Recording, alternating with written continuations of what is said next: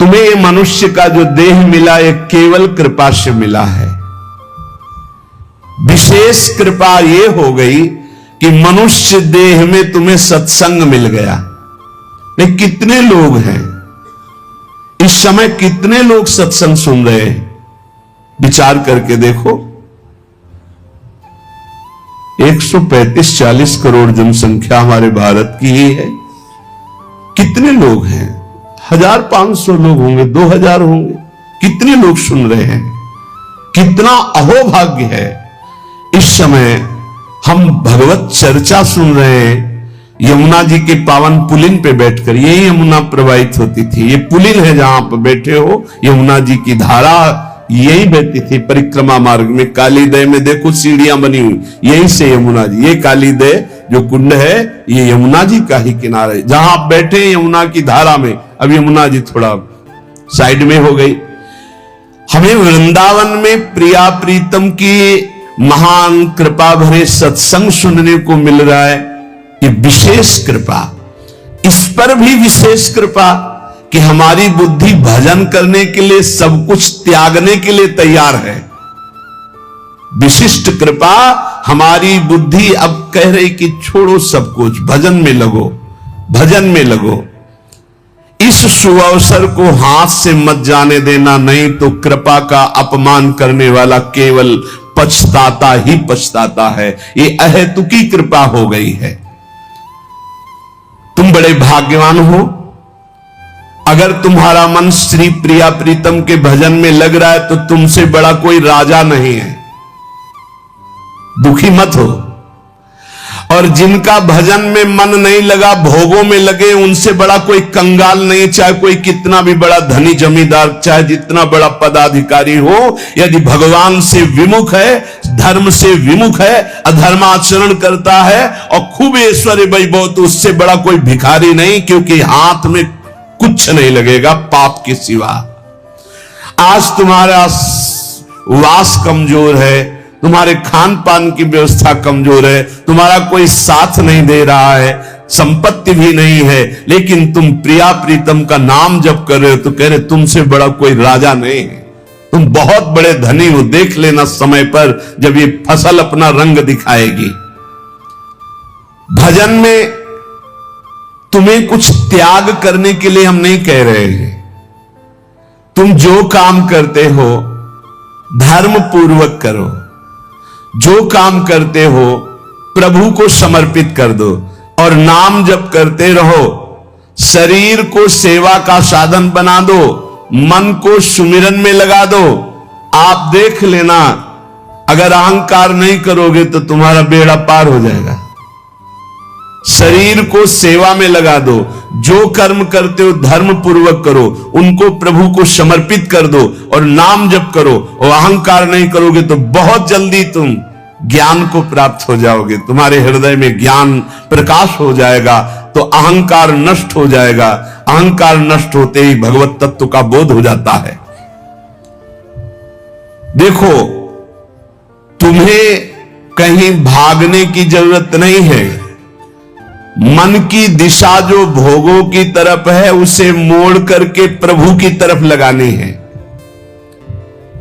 तुम्हें जो ही प्रभु की तरफ अपने मन को, अपने मुख को मोड़ा, तो बिना साधन किए करोड़ों जन्मों के पाप नष्ट हो जाते हैं।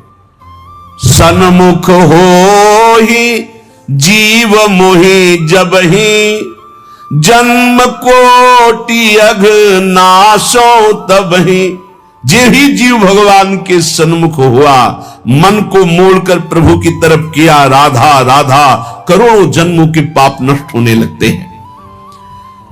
जिनका भोगों की ओर मन है, चिंता, शोक, भय, दुख, जन्म, मृत्यु ये नहीं हटेगा।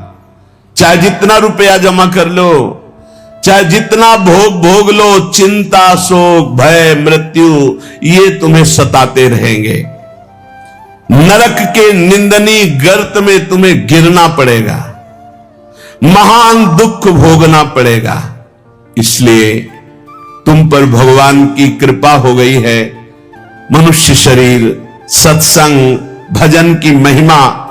अब आप अपने ऊपर कृपा कर लो कि भजन में मन को लगाओ। विश्वास करो, अपने को जो भजन में लगाता है मानो पग पग पर अपनी सुरक्षा कर रहा है, पग पग पर अपने को सुख की तरफ ले जा रहा है।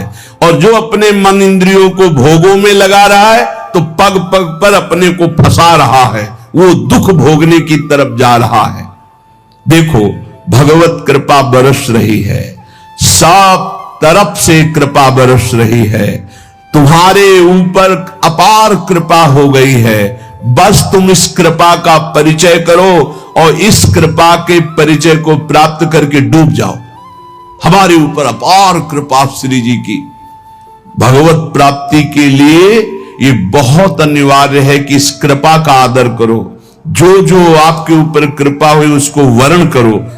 कितनी कृपा! ये देखो, वृंदावन में बैठ करके भगवत चर्चा, कथन, श्रवण, नाम कीर्तन, पद गायन, संत दर्शन, भगवत दर्शन, कितना सौभाग्य। जगत को सुधारने वाली बात भी अपने मन में मत लाओ। तुम ठेकेदार नहीं हो जगत के, पहले तुम सुधरो तब बात समझ में आएगी। तुम्हारा सुधार हुआ कि जगत को सुधारना नहीं, ये सब भगवत स्वरूप है। पहले तुम सुधरो। और प्राय यह होता है कि हम जगत सुधारने की बात, जहां थोड़ा परमार्थ बना तो हम दूसरों को सुधारने की बात सोचने लगते हैं। पहले तत्व तक पहुंचो, पहले बोध प्राप्त करो, नहीं तो बीच में अगर पूरे सच्चे खिलाड़ी नहीं हो तो माया के पार्षद टांग मार के अपने पक्ष में गिरा लेंगे और तुम अपने पक्ष में पहुंच नहीं पाओगे।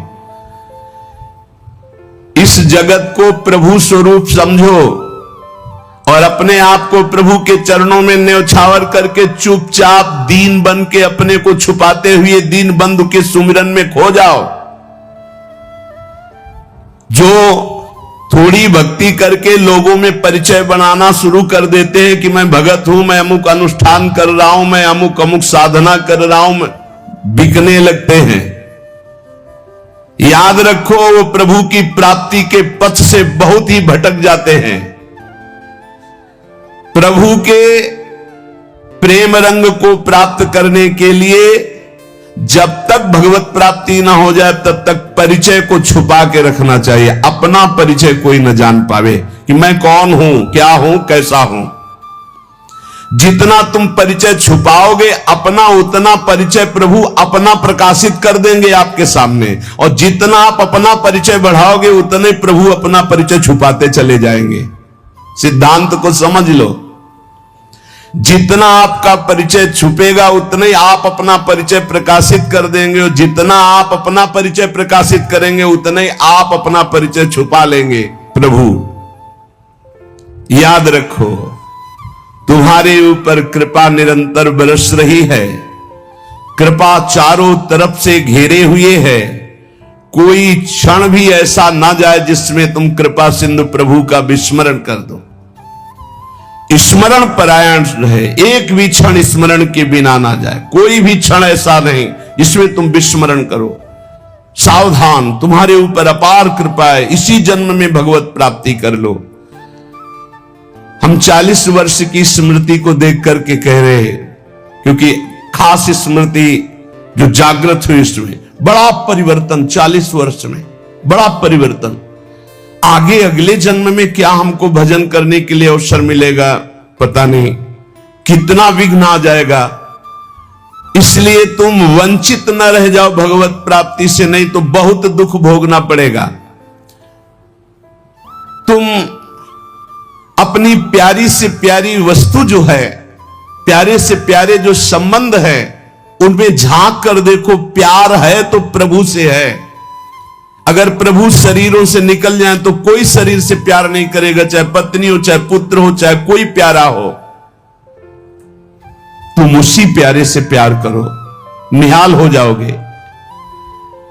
सचमुच विश्वास करो, वो सामने नहीं आ रहा पर वो छुप छुप कर आपको बहुत प्यार कर रहा है। सब मम प्रिय, सब मम उपजाए। सच्ची सच्ची सच्ची बहुत प्यार करते हैं प्रभु, बहुत प्यार करते हैं प्रियाजू अपने लोगों को अहेतुकी कृपा। हमारा प्यार देखो क्या है, ईमानदारी से देखो 100 में 1% प्यार नहीं प्रिया प्रीतम के प्रति, और उनका 100 का 100% हमारे प्रति प्यार है। देख लो कहां हम कौन हैं, कैसे हैं, आज भी कैसे हैं, और उनकी कृपा कहां बैठा ले, क्या कर रही कृपा उनकी, कितना अमोघ। हम कर रहे हैं तो बुरा ही कर रहे हैं, और वो कर रहे हैं तो कृपा ही कृपा कर रहे हैं।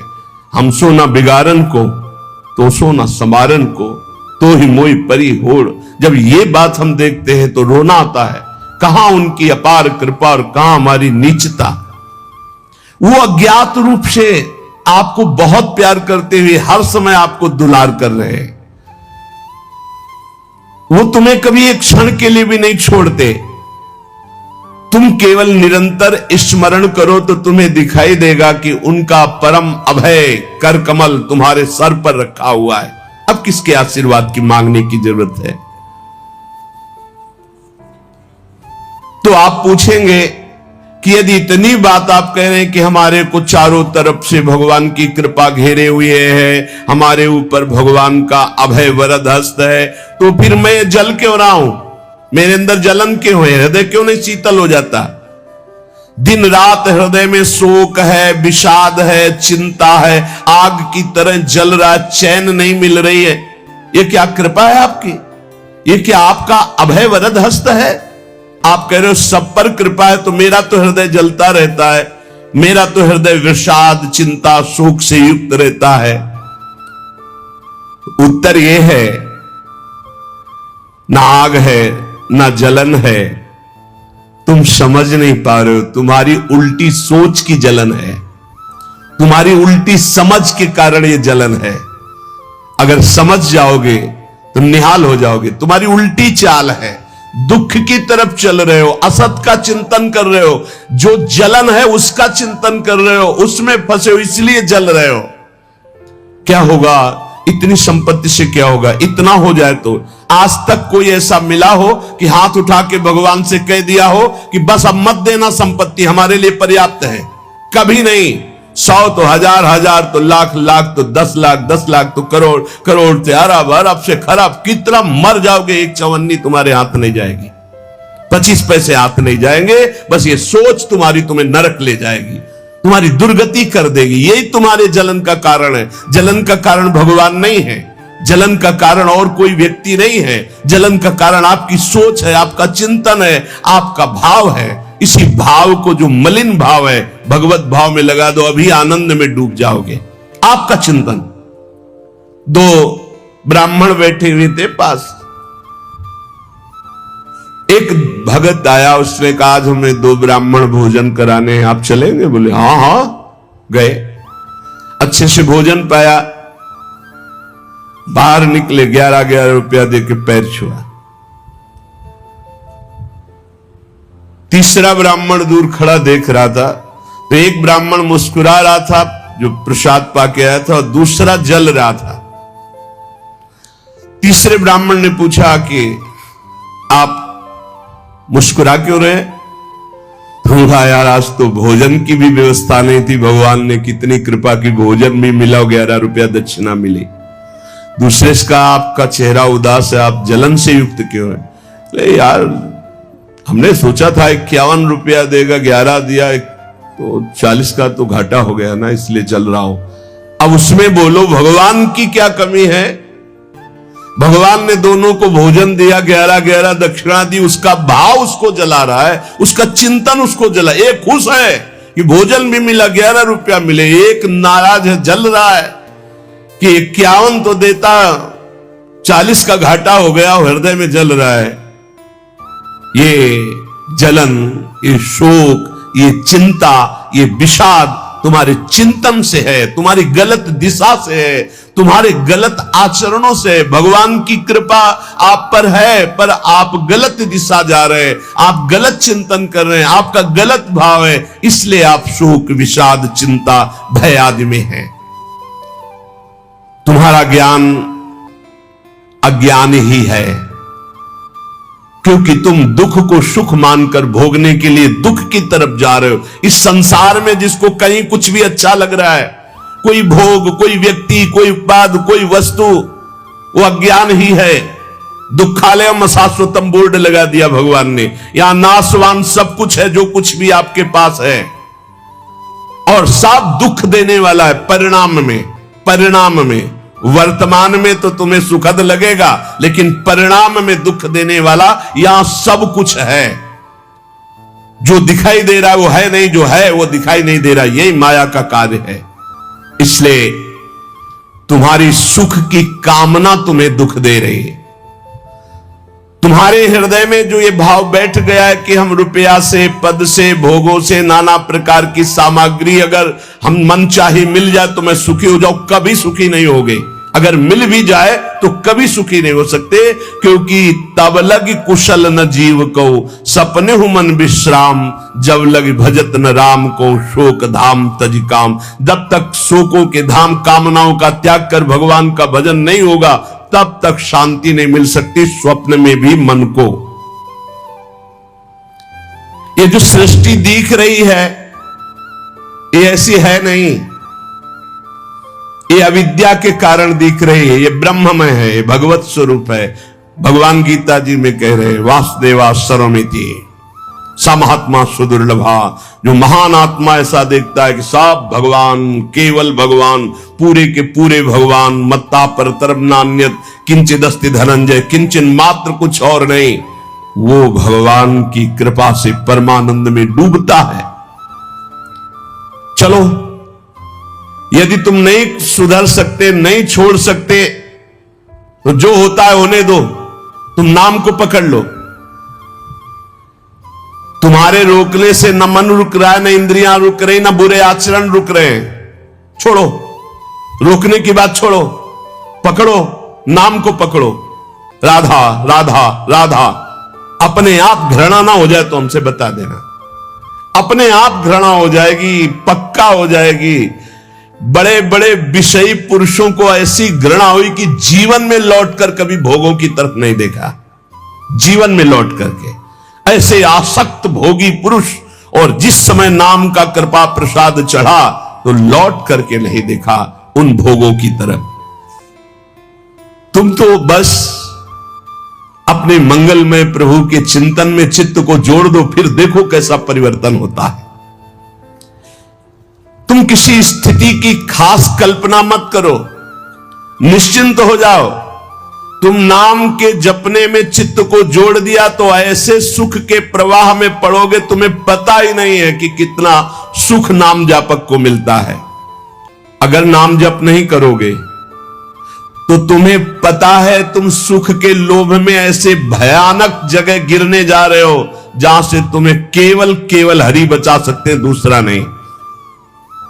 बड़ा सुंदर दिखाई दे रहा है, बड़ा लुभावना सुखद दिखाई दे रहा है, लेकिन भगवान से विमुख होकर जब इसको भोगने जाओगे तो ऐसा फंस जाओगे कि निकलना मुश्किल हो जाएगा।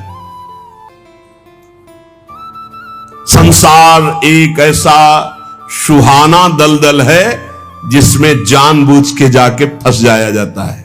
दलदल का मतलब होता है ऊपर से एकदम सूखी पपड़ी, ऐसा लगता है कि बिल्कुल आप थल में आराम से चले जाइए, कहीं कोई परेशानी नहीं, और जो ही गए तो गले तक गए, एकदम रबड़ी जैसा वो मिट्टी होती, धंसते चले जाओ। ऐसा दुखद, ऐसा चिंता शोक जलन वाला संसार इतना सुहावना बना है माया से कि जानबूझ करके हम इसमें कूद जाते और जलते रहते। चिंता शोक भय ईर्ष्या द्वेष काम क्रोध लोभ मोह मद मत्सर एक है, ये सब तुम्हें जला देंगे यदि नाम जप नहीं करोगे। इसीलिए हर प्रश्न का उत्तर नाम जप है, क्योंकि शाप का बल नाम में ही प्रकट होता है। इस दुख से तुम कभी अलग नहीं हो सकते, ये दुख तुमसे कभी अलग नहीं हो सकता, ये जलाएगा जब तक भजन नहीं करोगे। इसलिए भजन करना सर्वोपरि बात समझ लो। अगर समझ में आ रही हो तो समझ लो, केवल इतना समझ लो, तुम नाम को पकड़ लो, नाम सबसे छुड़वा देगा आपको। एक जन्म स्वांग ही कर लो भक्ति का, झूठा खेले साचा होए, झूठा शुरू कर दो, ये हमारा भाव तो नहीं बनता, हमारी भक्ति तो नहीं, पर अब कहा है तो राधा राधा शुरू करते हैं। झूठा खेले साचा होए, ये मार्ग ऐसा है, झूठे से बोलो राम कृष्ण हरि तो आपका मंगल हो जाएगा। जे ही आप नाम जपना शुरू करते हैं तो खास बात क्या होती है कि आपके जीवन की बागडोर स्वयं श्री कृष्ण ऐसे पकड़ लेते हैं जैसे अर्जुन के रथ की बागडोर पकड़ ली। अब वो आनंद की ही तरफ ले जाएंगे, आपको दिखाई देगा क्योंकि आपके नेत्र गलत है। जहां दुख है वहां आपको आनंद दिखाई दे रहा है और जहां आनंद है वहां आपको दुख दिखाई दे रहा है। तो अब श्री कृष्ण आपकी यात्रा आनंद की तरफ करेंगे तो हो सकता है आपके नेत्रों में दिखाई दे कि दुख ही दुख है भक्ति में, लेकिन वास्तविक आनंद का मार्ग भगवान के चरणारविंद तक है। अगर इनके चरणों तक नहीं पहुंचे तो आनंद कहीं नहीं। आ ब्रह्म स्तंभ पर्यंतम सर्वम मायामयम जगत। विश्वास करो भगवान सत्य है, विश्वास करो भगवान नित्य है, विश्वास करो भगवान सर्वत्र है। तो भगवान सर्वत्र है, विश्वास करो तो भय किससे? एक क्षण के लिए भी वे तुम्हें नहीं छोड़ते, हर समय तुम्हारे साथ रहते हैं। ये बात कब जानोगे? जब नाम जप करते हुए ये विश्वास करोगे। भगवान तुम्हें बहुत प्यार करते हैं, वो सर्वशक्तिमान है, बस तुम उनकी तरफ मुड़ो, वो इतना देखना चाहते हैं। जो ही मुड़े तो सारी शक्ति लगाकर तुम्हारा कल्याण कर देंगे और वो अपार शक्तिशाली है, फिर कोई आपको डिगा नहीं सकता, गिरा नहीं सकता। हम पुकारते नहीं हैं उनको। एक बालक विद्यालय की तरफ जा रहा था तो छोटा सकरा मार्ग था, तो एक पहाड़ के टुकड़ा करके गिरा, तो वो निकलने के लिए पूरी ताकत लगा के उठाया, फिर भी नहीं उठा। फिर और ताकत लगाया, नहीं उठा। फिर पूरी ताकत लगाया, नहीं उठा। और निराश होकर बैठ गया। उसका पिता देख रहा था, तेरी अभी पूरी ताकत नहीं लगी, तू मेरा बच्चा है, तेरी पूरी ताकत तो मैं हूं, मुझे पुकार। और आया और उठाकर बाहर फेंक दिया।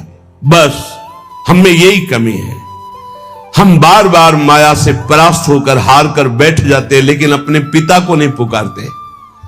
हमारे पिता सम्मम प्री सम्मम उपजाए प्रभु हैं, हमारा पूरा बल प्रभु हैं। अगर हम अपने प्रभु को पुकारें आर्त भाव से तो कोई भी माया का ऐसा रोड़ा नहीं है जो हमारे मार्ग में बाधा पहुंचा सके। विश्वास करो भगवान सत्य संकल्प है। विश्वास करो जब तुम उनसे मिलने का संकल्प करोगे तो तुम्हें कृतार्थ कर देंगे, पर हृदय से तुम मिलना चाहो। तुम उन्हें चाहोगे तो तुम्हारी क्षुद्रता, तुम्हारे पाप, तुम्हारे ताप, तुम्हारी कलुषित जड़ मति मन, ये सब निर्मल हो जाएंगे। यदि तुम उन्हें चाहोगे तो तुम्हारी दरिद्रता नष्ट हो जाएगी। तुम विशाल हृदय वाले परम पवित्र दिव्य चिन्मय मन से उन चिदानंद प्रभु का अनुभव करोगे। अतः तुम केवल उनकी चाह करने के लिए नाम जप करो, तभी ये चाह पैदा होगी, तभी ये चाह टिकेगी। तुम कृतकृत्य हो जाओगे, महान बन जाओगे। ये भिखारीपना छोड़ो कि तुम्हें कोई और सुख दे सकता है, नहीं। ये अनित्य नाशवान संसार में नाशवान भोगों में लगे हुए तुम्हारी मांग पूरी नहीं कर सकते। तुम्हारी मांग अविनाशी परमात्मा से पूर्ण होगी। अनेक जन्म व्यतीत हो गए, अभी तक परमात्मा से नहीं मांगा। बोले नहीं, हम तो कई बार मंदिर में मांग आए हैं। नहीं, ये मांग नहीं सुनी जाती, ये मांग नहीं सुनी जाती। हम तुम्हें बता रहे मांग कहां से होती है। जब नाम जप करते हुए आर्त भाव से प्रभु से कहोगे, प्रभु मुझे पता नहीं क्या सत्य है क्या असत्य है, मेरा मन नाना प्रकार के भोगों को मांगता है, बस ये जीवन आपको समर्पित है, जिसमें हमारा मंगल हो आपका। अब ये मांग सुनी जाएगी। अब इस मांग में विधान बनेगा और आपका एक मार्ग खुलेगा भगवत शरणागति का, और आप दौड़ पड़ेंगे परमानंद के मार्ग में। ये भोगों की मांग मांगने वाले भगवान ज्यादा नहीं देखते। या तो उतना अनुष्ठान करो तो बात सुन लेंगे, नहीं देखते। ये सब मायाकृत भोगों की मांग तो कर्मानुसार शुभ कर्म के फल स्वरूप मिलेगी, ये बाजार है, ऐसे फ्री मिलने वाले नहीं। करोड़पति बनने के लिए तुम्हें साधना करनी पड़ेगी, तुम्हें अशुभों का नाश करके पुण्य एकत्रित करना पड़ेगा। और भगवान की प्राप्ति के लिए अगर आर्त भाव से भगवान को पुकारो, नाम जप करो, सब मंगल हो जाएगा। और भगवान मिल गए तो ये माया रचित संसार तो उनके एक संकल्प से प्रकट हुआ है। पक्का समझ लो, श्रद्धा करो या ना करो, हमारी बात को खुल के समझ लो। आप समझते हो मंदिर में जाए मांगे बात पूरी हो जाएगी, नहीं होगी, लिख लो। ऐसे खिलवाड़ नहीं है कि हो जाएगी। पत्नी की प्राप्ति करनी थी तो करदम जी ने 10,000 वर्ष तपस्या की, तब पत्नी प्राप्त हुई। आप देखो ना, कोई भी उपाय। जब पुत्र नहीं हो रहा था दशरथ जी के, तो वशिष्ठ जी के यहां जाकर के प्रार्थना की, महाराज पूरी अयोध्या सुनी सुनी लग रही, बिना संतान के आगे चक्रवर्ती सम्राट पर बैठने वाला कोई अधिकारी नहीं दिखाई दे रहा। तब श्रृंगी ऋषि वशिष्ठ बुलावा, श्रृंगी ऋषि को बुलाया, भारी अनुष्ठान किया गया पुत्रेष्टि यज्ञ का। और उसी यज्ञ में श्री भगवान के प्रादुर्भाव होने का संयोग बना, खीर प्रकट हुई और उसे विभाजित किया गया। 4 पुत्र हुए, भगवान श्री राम, लक्ष्मण, शत्रुघ्न, भरत जी। क्या अद्भुत तो अनुष्ठान भगवान ने दिखाया। आप इतिहास पढ़कर देखो, शास्त्र पढ़कर देखो, कामना के लिए तप किया गया है, कामना के लिए उस प्रकार के शुभ अनुष्ठान किए गए।